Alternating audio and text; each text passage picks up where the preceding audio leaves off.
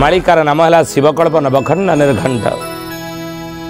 आ ये शिवकल्प नवखंड निर्घंटर पद कौन ना महापुरुष लिखिं कौन ना चाष हे बगोरो चरालो बौड़ चाषी मुंड कोड़ी हेबे चाषी मुंड कोड़ी हेबे लो बौड़ चाषी मुंड कोड़ी हेबे धान चाउल जे पोषे न मिलिब अनाहारे मरुथिबे सुना सुजने गुणी बेल काल आसी लाड़ी हे सुना सुजने गुणी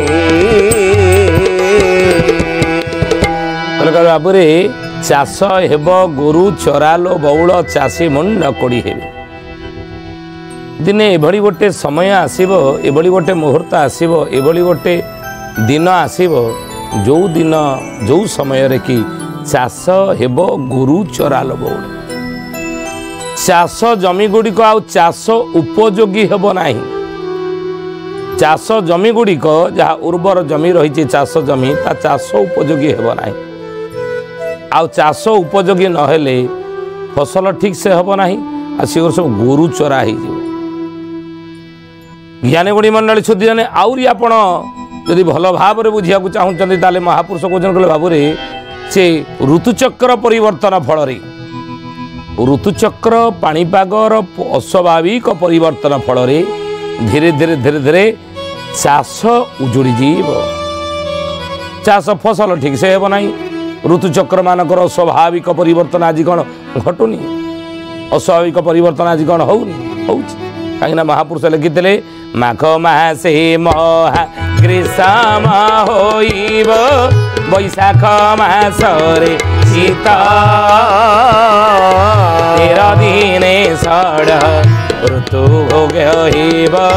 शुण तो बीनता सुत शुण तो बीनता सुत हे सुजने शुण तू बीनता सुत शुण तू बीनता सुत हे सुजने शुण तू बीनता सुत माघ मासे महा ग्रीष्म होइब माघ मासे जोर गरम हब बैशाख मासर शीत बैशाख मासर जोर शीत हम टाण खरा हवा कथा बैशाख मासरे किंतु शीत पड़ो माघ मासरे बाघ बड़ी जोर शीत हवा कथा किंतु जोर गरम हम खरा दिन भाया महापुरुष लिखिं आ 13 दिने षड ऋतु भोग हेब 13 दिन 6टा ऋतु को कलिजुगर लोक मैंने भोगे आम सेमती परिस्थिति एक भोगुना कि घटना आज कौन घटुनि कि अच्युतानंद महापुरुष चाष तो उजुड़ी जीव ना चाष आब ना चाष सब गोरु चरा हो ऋतुचक्र परिवर्तन स्वाभाविक हो 600 वर्ष तले लिखिले आज देखो सत हो श्रावण मासरे भांगी नड़िया बैशाखे फुटब कई गोचर दंडा को चषी जीव चषा धर्म को वरदी धर्म को वरदी हे सुजने धर्म को वरदी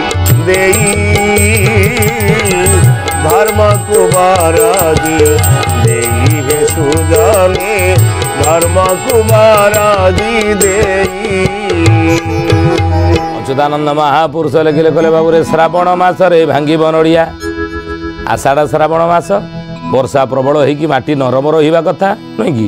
ग्रीष्म बैशाख ज्येष्ठ मास ग्रीष्म ऋतु आम क्या कहते बैशाख ज्येष्ठ मास को नुह वर्षा आषाढ़ श्रावण वर्षा ऋतु क्या कहते आषाढ़ श्रावण मास को नुह हिमे कार्तिक मार्गशीर नुह राति पढ़ई शिशिर ये सब रही ऋतु 6टा ऋतु 12टा मास एवं कौ कौ ऋतु कौ मसरे कौ ऋतु पड़ ये सब अच्छी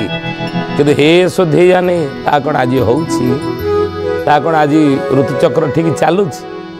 चलू ना लिखिदे तो चलो ना ना मालिकार अच्युतानंद श्रावण मसरे भांगिब नड़िया श्रावण मसरे धारा श्रावण वर्षा है बेले आपण मैंने जानी जिते बड़े माटी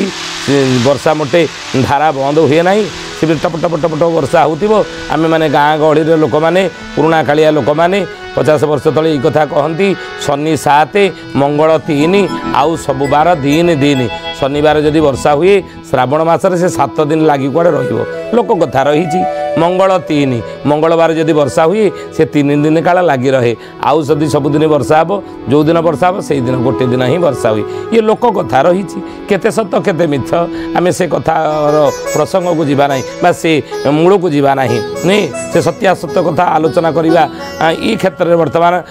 प्रयोज्य नुहे किंतु ये लोक कथा रही महापुरुष जहाँ लिखिते आज कौन सत होनी सुधेयानी श्रावण मसरे धारा श्रावण वर्षा हुए माटी नरम हो थाए 7 दिन वर्षा शनिवार हुए आज कौन श्रावण मसरे वर्षा हो ठीक से ना हो ना जहाँ 600 वर्ष लेखा था आज सत होले कौन हम कि बोलिए महापुरुष अच्युतानंद जी की ना चाष हेब गोरु चरालो बौल चाषी मंड कोड़ी चाष गुड़िक सब गोरु चरा हो चाषबास आउ हम ना ये विषय में आलोचना करुचे तेणु अच्युतानंद महापुरुष कौन कहले बाबू रे वर्षा आगुरी श्रावण मास लगी रोला धारा श्रावण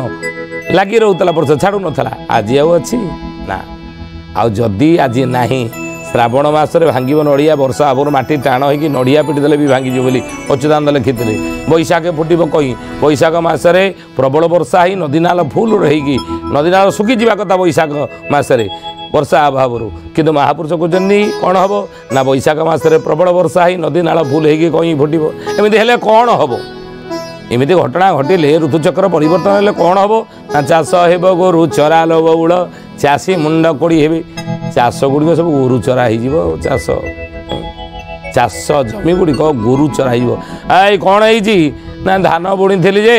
ये अस्वाभाविक वर्षा है आ वर्षा हवा जो आउ कहीं मूलिया लगे से तली पड़ी आउ ये करी दे गोरु झाड़ दियो से सब खाते नहीं गोरु झाड़ आ कौन से कौन कहीं सार मसला देवी ये करी कहीं मूलिया लगेबी बछा रुआ कर से कौन दरकार कहल गोरु झाड़ दियो ये खातु से आमर दरकार नहीं चाष नहीं तेणु 600 वर्ष तले लिखिते आज देखु चाषी चिंता करूनी गोरु छाड़ दियो से खाऊ आउ से अमल तो ठीक से हो पार धान तो भल कि हेनी छाड़ दियो चाष हेब गोरु चराल बौल चाषी मुंड कोड़ी हे चाषी मैंने मुंड कोड़ी हे आहा केते योजना केते पैसा मु पाऊली चाष करने सरकार मत जहाँ पैसा खर्च करी विहन आनी सार मसला देती मूलिया लगे केते टंका मु खर्च करी सरकार ऋण आणिक नहीं चाष ऋण आणिक चाषी ऋण आणिक कौन करिया भाई केमी ऋण मु सोची चाषी मुंड कोड़ी हे धान चाउल जे पोषे न मिल अनाहारे मरुथिबे अच्युतानंद महापुरुष लिखिले मालिकारे कहले बाबू रे धान चाउल पोषे अमल करें चाषी बिलरू ये घटना आपड़ देखिए बोली 600 वर्ष तले से भविष्यवाणी करते आज हूँ नहीं आज चाष उजुड़ी जाए महापुरुष लिखिले मालिकारे माणे चाउल को काणे कोणिया निर्माल्य पड़ब तुंडे सतीश पाठक भिक्षा मागी जीवे कूल भुआ शुणी दांडे कूल भुआ शुणी दांडे सुजने कूल भुआ शुणी दांडे कूल भुआ शुणी दांडे सुजने कूल भुआ शुणी दांडे